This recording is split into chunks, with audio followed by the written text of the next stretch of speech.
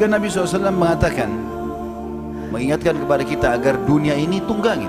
Silakan makan yang enak, minum yang enak, tapi yang halal dan juga sebatas yang dibutuhkan, serta dengan bersyukur kalau itu nikmat, bersabar kalau itu cobaan.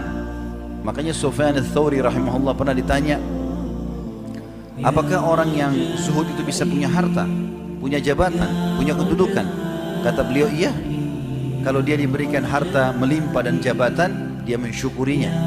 Dan kalau dia diberikan cobaan, maka dia bersabar. Allah subhanahu wa ta'ala berfirman dalam hadis qudsi, diriwayatkan oleh Imam Ahmad dan Tirmidzi dengan sanad sahih, ya ibna Adam, tafarraq li ibadati amla sadraka ginan wa asudda faqrak. Wahai anak Adam, luangkan waktumu untuk ibadah kepadaku. Ibadah itu semua niat, semua perkataan, semua perbuatan yang Allah perintahkan dan Allah cintai. Luangkan waktumu untuk itu. Azan, sholat. Ada orang miskin, bantu. Ada orang sakit, jenguk. Ada orang tua menghidup, bakti. Keluargamu silaturahim dengan mereka. Kita udah tahu amal-amal itu. Luangkan waktumu untuk itu. Aku akan memenuhi dadamu dengan kekayaan. Kamu akan selalu merasa cukup. Dan aku akan hilangkan kefakiranmu.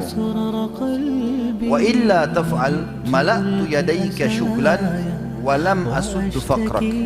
Tapi kalau kau tidak lakukan itu, enggak ada waktumu untuk ibadah, kelalaian saja semuanya, maka aku akan penuhi kehidupanmu dengan kesibukan-kesibukan yang tidak berarti, dan aku tidak akan menghilangkan kesusahanmu atau kefakiranmu. Di dalam hadis yang lain teman-teman, di dalam hadis yang sahih riwayat Ahmad dan Ibnu Majah, ini resep bagi orang yang mau mendapatkan dunia. Sederhana. Dalam Islam sederhana sekali resep.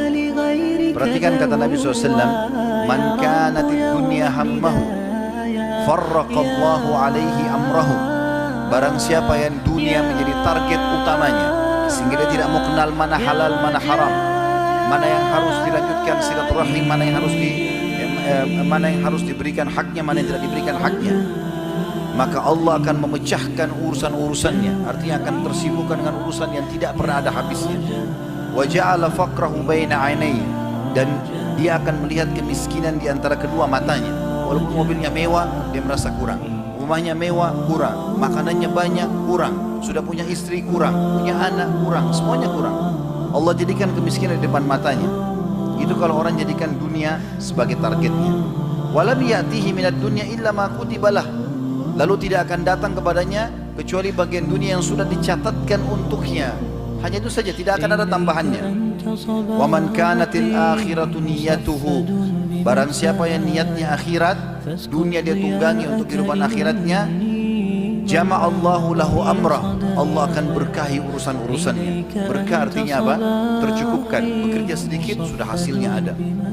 Wa ja'ala ginahu fi qalbihi, dan Allah akan penuhi hatinya dengan kekayaan sehingga selalu merasa cukup. Wa atathu dunya wa hiya raqimah, dan ketahui ya, dunia pasti akan datang kepadanya dalam kondisi terhina, dikejar-kejar oleh dunia. Para sahabat ridwanullahi alaihim, kata Hasan Basri rahimahullah, aku telah bertemu dengan orang-orang, maksudnya para sahabat Nabi ridwanullahi alaihim, yang kalau kalian lihat mereka, kalian mengira mereka orang-orang gila. Karena gak peduli, ada orang miskin minta dikasih. Walaupun dia lagi lapar, dia kasih duluan orang lain. Dia lagi jalan, ada orang minta, lagi pakai baju, bajunya ada 2 lapis, tidak buka yang satunya. Dia lagi susah, dia tetap bantu orang lain. Orang lagi sakit, dia jenguk. Orang lagi meninggal, diantar jenazahnya. Sibuk dengan alam orang lain. Dari pahala ke pahala. Sampai kalau kalian lihat, kalian bilang ini orang gila barangkali. Tetapi kalau seandainya mereka hidup, mereka akan memandang kalian semua syaitan, karena banyaknya kelalaian. Di sini teman-teman sekalian, Nabi SAW juga mengingatkan kepada kita, silakan teman-teman yang kuliah, menjabat, kemudian orang yang bisnis berdagang sehingga kaya, orang yang punya angan-angan, ingin bertitel, ingin segala macam, dunia boleh dikejar, tapi sekali lagi dengan cara halal, dan ingat, bukan menjadi target utama, sehingga semua itu kita tunggangi untuk akhirat kita. Nabi SAW mengatakan dalam hadis yang sahih riwayat Bukhari, ta'isa abdud dinar, telah bangkrut dan rugi hambanya dinar. Ta'isa abdud dirham, telah rugi dan bangkrut juga hamba-hamba dirham, tidak mau kenal halal haramnya. Ta'isa abdul khamisah, ta'isa abdul khamilah. Ya. Telah rugi juga khamisa dan khamilah, ini adalah pakaian yang lembut dan bagus. Sibuk dengan itu, walaupun halal, walaupun haram dipakai, walaupun bukan haknya dipakai. In u'tiya radhi, kalau dia dapat bagiannya dia merasa puas. Wa in lam yu'ta sakhit, kalau Allah tidak kasih dia apa yang dia minta maka dia marah. Ta'isa wantaqas, karena perbuatan itu dia telah terhina dan tersungkur. Wa idza syabaka falan taqash, ya. Dan kalau dia tertusuk duri, semoga Allah tidak mencabut durinya itu, kata Nabi SAW. Tuba li abdin akhadha bi inani farasihi, sungguh beruntung orang di muka bumi ini yang mengambil tali kekangan kudanya fi sabilillah, berjihad berperang di jalan Allah. Ash'atu ra'sahu, sesungguhnya rambutnya teracak-acak rambutnya. Mughabbaratun kadamahu, seluruh kakinya dipenuhi dengan debu-debu. In kana fil hirasati kana fil hirasa kana fil hirasa, kalau seandainya dia disuruh jaga perbatasan dia menjaga. Wa in kana fis saqati kana fis saqa, kalau dia ditaruh di barisan belakang pasukan dia juga tetap komitmen untuk itu. Wa in ista'dzana lam yu'dzan lahu, tapi karena berantakannya rambutnya dia bertaat kepada Allah. Kalau dia minta izin, banyak orang tidak izinkan masuk ke rumah. Wa in syaffa'a lam yushaffa', dan kalau dia berikan rekomendasi tidak diterima. Makna hadis ini kata ulama adalah Nabi SAW menggabungkan antara dua perumpamaan. Perumpamaan yang pertama adalah orang yang sibuk mengejar jabatan, harta, dunia ini, tapi nggak mau kenal mana halal mana haramnya, sehingga akhirnya Nabi SAW mendoakan keburukan untuknya. Keburukan di sini adalah kerugian dan tersungkurlah dia. Kata para ulama, doa Nabi SAW berlaku sampai hari kiamat. Siapapun yang melakukan ini untuk dunia, pasti ujungnya tersungkur, lepas dari jabatannya, terhina, bangkrut usahanya, dipenjara, terbongkar aibnya dan segala macam hal. Dan sebaliknya, orang yang sibuk beribadah, di sini perumpamannya jihad, masuk dalamnya orang pergi sholat, ya, orang ngurus jenazah, juga orang sakit, silaturahim keluarganya, sibuk dengan bantu orang lain. Di sini perumpamaan jihad, tapi masuk semua amal saleh. Yang rambutnya berantakan, penuh dengan debu kakinya, sibuk, dia selalu disuruh jaga pasukan perang, dia jaga, di belakang dia jaga. Kalau dia minta izin mungkin tidak diizinkan karena penampilannya biasa, tapi justru dia ini adalah orang-orang ahli surga. Berapanya teman-teman sekalian, pada saat azan dikumandangkan, saya kalau di Jakarta sering kali lihat itu ya. Allahu alam di kota antum mudah-mudahan tidak seperti itu, apalagi tadi Pak Wali Kota sudah bilang digalang untuk sholat berjamaah.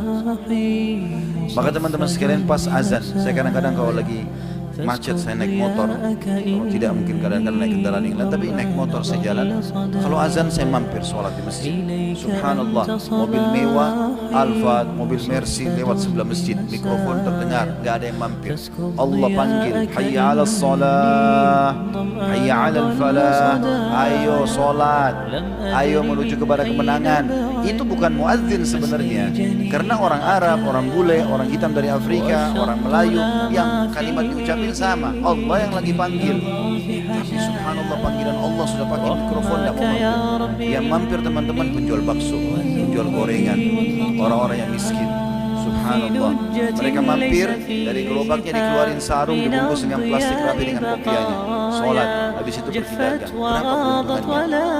Tapi Allah subhanahu wa ta'ala berkahi. Seringkali kita temukan orang susah, anaknya 7, jual gorengan, hidup semua, bisa sekolah semua.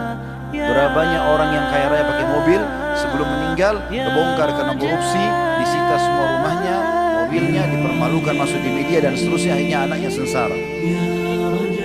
Itu fakta lapangan, kita bisa lihat depan mata. Juga kata Nabi SAW, yaqulu ibn Adam, anak Adam banyak suka berbicara, sibuk tiap hari, mali, mali, hartaku, hartaku, jabatanku, mana prestasi-prestasiku, sibuk dengan itu. Wahallaka ya ibn Adam min malika illa ma akalta fa'afnaita, bukankah hai anak Adam, harta-harta yang selama ini kau kejar hanya menjadi ya, makanan sehingga kau makan dan habis? Au labista fa'ablait, atau kau pakai jadi pakaian kemudian dia jadi kumuh? Au tasaddaqta fa'aqdaita, atau kau sedekahkan maka kau beruntung. Maka tidak ada yang lain. Hadis ini diriwayatkan oleh Imam Muslim. Dalam riwayat lain, riwayat Imam Muslim dikatakan yaqulul abd, seorang hamba akan berkata, mali, mali, hartaku, hartaku. Dunia terus dikejar tanpa tahu kenal halal haram. Innama lahu min malihi thalath, padahal hartanya hanya dibagi menjadi 3. Ma'akala fa'afna, apa yang sudah dia makan maka jadi kotoran. Au labisa fa'abla, atau dia pakai sehingga jadi pakaian sehingga jadi kumuh dan lusuh. Au a'ta faktana, atau dia memberi maka dia beruntung. Wa ma siwa dzalika fa huwa dhahibun wa tarikuhu linnas. Sementara selain daripada 3 ini semuanya akan habis dan akan dibagi-bagikan untuk manusia. Teman-teman sekalian, banyak sekali wasiat para ulama salaf tentang masalah ini.